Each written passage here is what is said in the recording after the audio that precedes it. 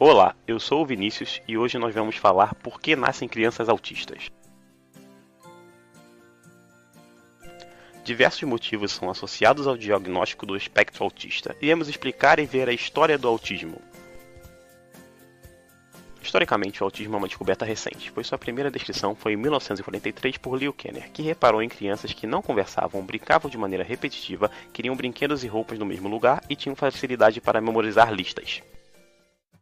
O autismo é uma alteração na formação do cérebro, a qual apresenta dificuldade de comunicação dos hemisférios direito e esquerdo. Além disso, o cérebro do autista também apresenta menor desenvolvimento da amígdala, que regula a emoção, e do cerebelo, responsável pela coordenação motora. Mas afinal, por que as crianças nascem autistas? Ainda não sabemos o que causa o autismo, mas em sua maioria ela é herdada geneticamente. Pais de autistas ou pais autistas têm mais chances de ter filhos com autismo. Além disso, é mais comum em homens. Outras causas relacionadas são idade avançada materna, paterna ou dos dois, além de pesquisas abordarem também os fatores externos, pois podem influenciar quando os pais são predispostos a ter autismo. Como o autismo é um problema de desenvolvimento, não tem cura, porém há diversos tratamentos como a terapia, e é recomendada pela Organização Mundial da Saúde é a análise do comportamento aplicado. Contudo, atualmente já existem pesquisas à procura da cura, inclusive de um neurocientista brasileiro chamado Alisson Muotri. Muotri propõe uma possível cura através de uma descoberta do japonês Yamanaka, que por meio de uma manipulação genética fez-se a reprogramação de células afetadas por uma síndrome similar à do autismo. Como vimos, as pesquisas ainda estão se desenvolvendo, pois ainda estamos começando a entender o que é o autismo e suas causas. Dessa maneira, finalizamos nosso trabalho. Obrigado, pessoal!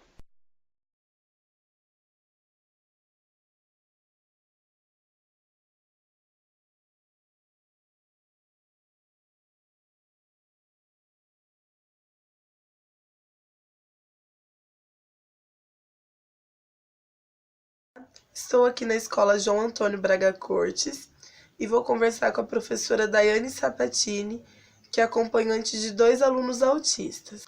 Esses alunos têm dificuldade na aprendizagem? As crianças autistas, elas conseguem aprender, sim, mas elas necessitam de uma rotina escolar, uma rotina do dia a dia, demonstrando cada passo do que vai ser feito na escola. Então, métodos diferenciados de linguagem, brincadeiras, jogos. Isso é muito importante para o auxílio e desenvolvimento dos alunos com autismo.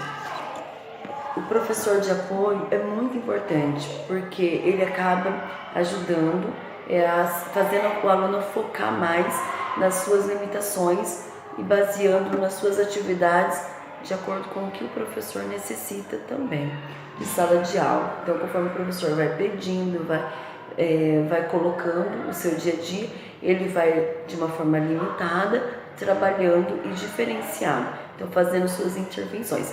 Então é muito importante o professor de apoio junto com os alunos autistas para que eles consigam se desenvolver e aprender melhor. Com a Edna Sander da Rosa, que ela é terapeuta ocupacional na instituição de ensino aqui do município, a APAE. E Edna, eu gostaria de fazer algumas perguntas para você, mais relacionada com o autismo. Quando um aluno chega na instituição com autismo para fazer a matrícula, como que ele é diagnosticado? Então, quando ele chega pra gente, ele já vem com o diagnóstico fechado do médico, né?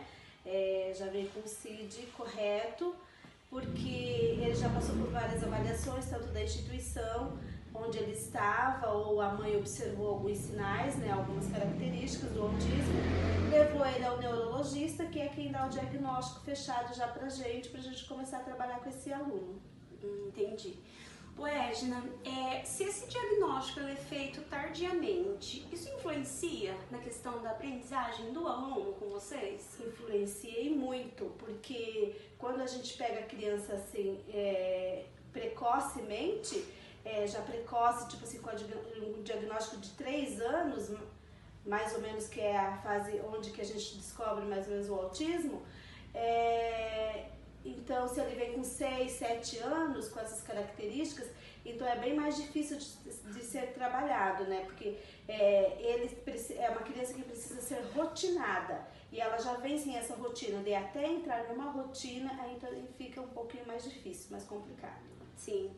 Dentro da instituição, o que vocês fazem para incluir o aluno com autismo juntamente com os outros que têm variáveis tipos de síndromes, né? Como que vocês trabalham essa inclusão? Então, quando ele chega, né, a gente coloca ele numa salinha para ser trabalhado individualmente na estimulação precoce, se ele chega com 3 anos, né? Porque a estimulação vai de 3 anos a 3 anos, 11 meses e 29 dias. Então, até ali a gente trabalha ele meio que individual. Mas na hora do intervalo, na hora de outras atividades externas, a gente sempre está levando eles também para a inclusão. E nisso a gente mostra uma figura onde tem vários alunos, né, com outras pessoas adultas, para ele estar sendo incluso, porque senão ele descompensa, né? Ele entra não vou dizer um surto, mas ele se desestabiliza totalmente, onde que a gente tem que tirar ele desse meio, estabilizar ele de novo, para depois reincluí-lo naquele meio com aquelas crianças novamente. Edna, você gosta do que você faz? Você gosta de trabalhar com autismo e tantas demais síndromes que você lida ali dia a dia? Amo, eu acho que eu nasci para trabalhar com esse tipo de clientela, porque quando eles têm um mínimo retorno, pra gente é o máximo, né? Quando uma criança com um autista consegue corresponder a uma atividade proposta, né, que a gente propõe para eles e eles correspondem pra gente, mesmo que seja um mínimo, mas para nós profissionais é o máximo, é um ganho naquele dia, ele fez isso, ele fez aquilo. Então eu amo demais, eu tenho paixão por ser terapeuta ocupacional. Eu imagino que não só como terapeuta, né, mas como ser humano, engrandece. Engrandece muito, muito, muito mesmo. Bem, Edna, muito obrigada, tá? Que Deus continue te abençoando muito. Você sabe que eu particularmente sou uma admiradora sua, tanto como profissional como pessoa, você é incrível.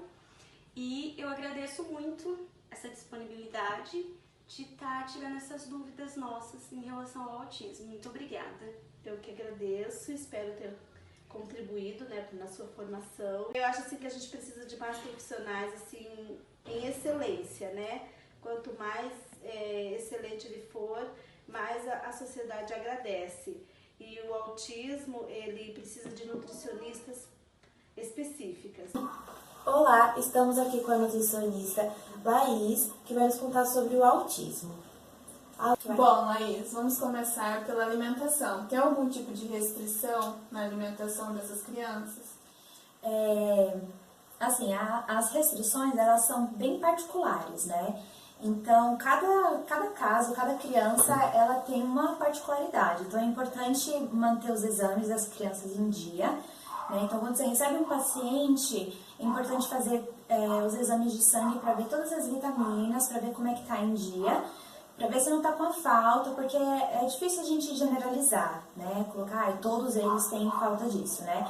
O que dá pra a gente dizer é que os estudos, eles mostram que, em geral, esses pacientes, eles têm uma deficiência maior de alguns minerais, como selênio, né?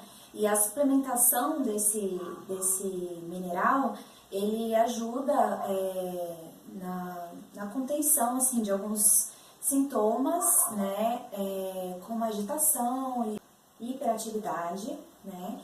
E também um pouco de falta de vitamina D, porque muitas dessas crianças, por quererem ficar dentro das suas casas, elas têm uma dificuldade de exposição, né, ambiente externo, sol. Sobre restrição de alimentos, é realmente específico. Tem essa parte de suplementação mesmo, que é individual. A principal questão disso é a alergia alimentar, realmente. Todas as crianças que são autistas, elas têm alergia alimentar. Isso é fato, isso é comprovado, né? Então, tendo a alergia alimentar, é importante identificar qual alergia alimentar. Também já é comprovado que a maioria dessas crianças tem alergia alimentar a glúten e a leite, mas não são todas. Às vezes a criança tem alergia a arroz e não ao glúten, né? Então, tem que ser feito o exame, que é chamado prick test. É um exame feito aqui no bracinho da criança, então vai ser colocada a a proteína isolada, ela vai ser feito um piquezinho assim, que não chega nem a doer. E se a criança tiver alergia, vai causar uma alergiazinha e vai levantar. Então, isso é o médico que faz, a nutricionista não pode fazer. É o médico alergista, imunologista que faz esse exame e que vai mostrar se aquela criança tem alergia ou não. E aí entra o que a gente pode fazer. Essas são as restrições que aquela criança vai ter. Se ela tem alergia ao alimento, ela não pode consumir. Não pode, porque aquilo vai se tornar tóxico para o organismo dela, né? Em geral é isso. Uma coisa que a criança, isso é uma orientação geral para todas as crianças, mas a criança autista, isso é uma orientação dobrada, açúcar, né? A gente sabe que o uso de açúcar deixa a criança mais agitada, compromete, né, a inteligência, o aprendizado da criança, a hiperatividade natural de qualquer criança. Tem a relação da alimentação dos pais para que o filho tenha o autismo? Diretamente, assim, dizer, essa criança vai ter autismo, existem estudos que mostram uma relação genética, né? Então, uma criança teria predisposição genética para isso, né? Não uma alimentação direta, né, diretamente falando, mas vários estudos mostram que o uso de transgênicos e o uso de agrotóxicos, eles aumentam e potencializam a probabilidade dessa criança ter algum distúrbio, alguma doença, e isso pode ser para qualquer uma, se a pessoa já tem essa predisposição genética. Tem esse aspecto que de alimentação propriamente dita, e tem um aspecto um pouco mais emocional falando, um pouco mais ligado ao dia a dia, rotina da família, que é você dizer que porque a criança tem autismo, ela vai comer uma comida diferente da dos pais. Isso influencia no dia a dia da família, né? Então, se os pais comem uma alimentação no dia a dia diferente da criança, isso dificulta a aceitação do filho para uma dieta. Mas isso é para qualquer criança, qualquer pessoa da família. Se você tem um obeso na família, uma criança que precisa iniciar uma dieta e a família está comendo pizza todo dia à noite, essa criança vai ter muita dificuldade de aceitar. Então, é mais ou menos a mesma lógica, eu vejo esses dois pontos de vista. Quais os cuidados alimentares que precisa ter com o autista? O autista, ele tem algumas especificações de cada criança, né? Algumas crianças, elas têm uma dificuldade com consistência. Então, uma criança só come comida pastosa. A outra só come comida sólida. Outra não come comida de cor verde. Outra não come comida que tem uma cor vermelha, né? Então, isso na nutrição, isso tem que ser sendo trabalhado ao longo da educação alimentar, através da educação alimentar, junto com a nutricionista e a psicopedagoga, a fonoaudióloga. É um trabalho multidisciplinar, né? E outros cuidados para você ir balanceando a dieta, porque aquela criança vai querer comer. Se ela gosta de macarrão com queijo, ela vai querer comer todos os dias, todas as refeições, macarrão com queijo. Porque é aquilo ali, para ela, é a repetição, né? Então, isso tem que ser trabalhado através de estímulos, né? Por isso a importância da educação nutricional no autismo, né? Não é só você chegar e dar um cardápio, olha, esse aqui que você vai começar a comer. Não, isso não vai funcionar. Né? Então, tem que ser um trabalho e tem que ser um trabalho mais valorizado, inclusive. Né? São alguns cuidados que a gente tem que tomar quando vem um paciente com cuidados especiais. Né? Hoje, assim, eu vejo que a nutrição e o autismo, elas têm uma relação ainda muito distante do que deveria realmente ser. Né? Tanto que eu acompanho as mães, eu estou em grupos do WhatsApp das mães, e as mães, elas veem muita dificuldade de chegar no nutricionista, às vezes até no médico, né? Então, elas acabam correndo e recorrendo elas mesmas para a internet e buscam receitas e coisas e ficam perdidas, assim, dentro daquilo que elas têm que fazer, né? A formação do nutricionista, ela não abrange o autismo, que é uma doença que tem crescido em larga escala, assim, tem crescido muito. E eu vejo sim que se chega um paciente autista no consultório de uma nutricionista, ela não está preparada para atendê-la. Uma outra mãe que eu conheci na passeata dos autistas falou que descobriu que o filho dela é autista, tem 8 meses, e levou numa nutricionista aí, não sei que cidade aqui, acho que era próxima aqui de Apucarana. E a nutricionista falou assim, não, a gente só pode começar a tratar nutricionalmente com 2 anos de idade. Não, gente, 8 meses já tá comendo papinha. Muito tarde. É tudo muito tarde, né? Então, assim, com 2 anos, quanto antes você iniciar o tratamento, antes aquela criança pode reverter o quadro, ou menos prejuízos ela terá. Então, falta informação, falta conhecimento, falta busca das nutricionistas também. E como que você chegou a estudar esse caso de autismo dentro da nutrição? Quando você se interessou por isso? Eu cheguei a morar um tempo em Salvador, né? Logo que eu me formei, eu comecei a trabalhar em um hospital e eu tinha uma amiga lá e o filho dela era autista, ele tinha 4 aninhos de idade. E um dia ela me ligou, ela sabia que eu gostava de cozinhar e ela me perguntou se eu não podia ir na casa dela, porque ela estava desesperada, porque ela precisava de alguém que cozinhasse para ela e fizesse uns cardápios para ela, porque a cozinheira da casa dela não estava dando conta de fazer essas receitas sem glúten, sem leite. Ela falou, Laís, né, não se ofende não, eu sei que você é nutricionista, mas por favor, cozinha pra mim, né? E aí por amizade com ela, né, também pra mim era um trabalho, eu falei, vamos lá, né? E aí eu fui e eu vi que o filho dela tinha muita alergia alimentar, ele tinha várias restrições, ele tinha uma dieta de rotação, né? Que é uma dieta que, se a criança come, são 5 dias de rotação, né? Então, o que ela come nesse primeiro dia, ela só vai comer depois de 5 dias. Então, comeu uma carne aqui, frango, você vai comer frango aqui. Então, nesse dia, de proteína, né? Ele come frango, carne de vaca, carne de porco, camarão e aqui outro animal aí, né? Vamos pensar aqui, que coelho. Cheguei a cozinhar coelho, cheguei a cozinhar rã. Assim, vários bichinhos exóticos, assim, né? Porque às vezes a criança tinha alergia à carne de vaca. E aí, o que você faz, né? E aí, arroz, mesma coisa com os carboidratos, com os legumes, né? E era super restrito, tinha que, né? E aí eu comecei a cozinhar pra ele, deu, um mês, assim.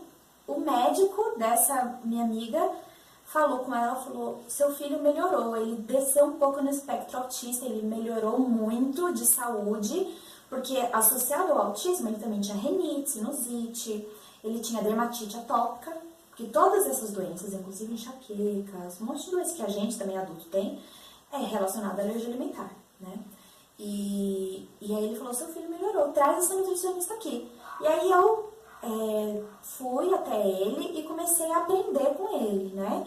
E ele me passou os pacientes dele lá de Salvador e aí falou, esses pacientes aqui você vai começar a cuidar. E eu não tinha conhecimento nenhum, falei, meu Deus do céu, né? Aí eu fui correr atrás. Você pegou essas histórias dos pacientes, esse lado assim? A gente sempre se apega, né? Esse meu primeiro paciente, que era filho de uma amiga minha, né? Hoje ele tá, acho que com 6, 7 aninhos, assim, com 6 para 7, né? Ele, com todo o tratamento, a mãe dele pegou de verdade, assim, ela entendeu que alimento era o remédio dele, né? Quando você pega uma mãe, um pai que entende isso, a casa toda mudou a alimentação deles por conta do filho. E ele foi curado. Eu fiquei, aquilo mexeu muito comigo. A mãe dele me ligou chorando, eu chorei junto, sentei no chão da minha sala e chorei, porque ele tinha sido curado. Ele saiu do espectro autista. Ele é um lindinho, eu chamava ele de pão delícia. E ele é um pãozinho branquinho, esse menino, ele é branquelinho, com as bochechinhas gordinhas, assim. E eu sempre chamei ele de pão delícia, porque eu vi ele beber. E eu falava, eu não acredito que o meu pãozinho delícia tá bem, assim. O pai dele não tomava café há anos, que era tipo uma promessa que ele tinha feito assim com Deus, né? E de saber que eu participei disso, né, muito mais do que uma nutricionista.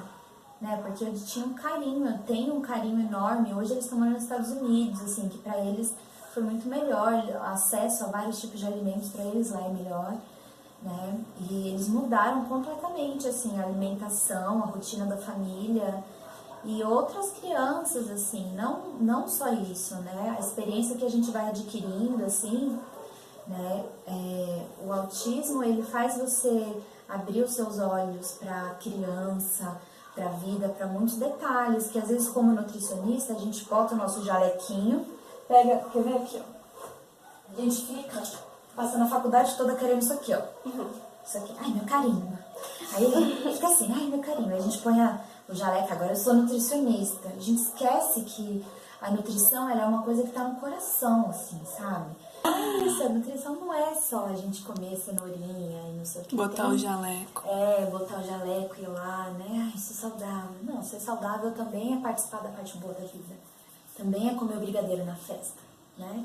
Então, essas coisas que a gente... É um equilíbrio de equilíbrio. Bom, era isso. Eu agradeço a Laís por todo esse... Por ter essa disponibilidade de nos atender, né? Só? Acho que só. Boa noite, gente. Professora, dá nota 10 pra ela.